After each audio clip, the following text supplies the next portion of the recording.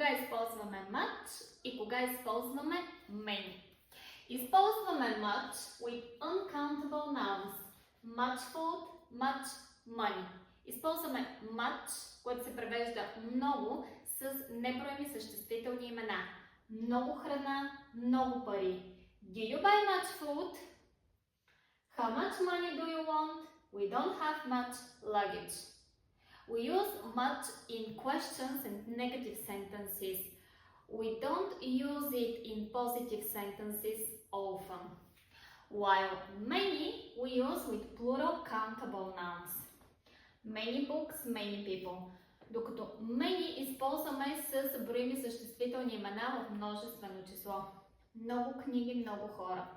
Do you buy many books? We don't know many people. We have many friends. Използваме many предимно използваме many във всички по вид изречения.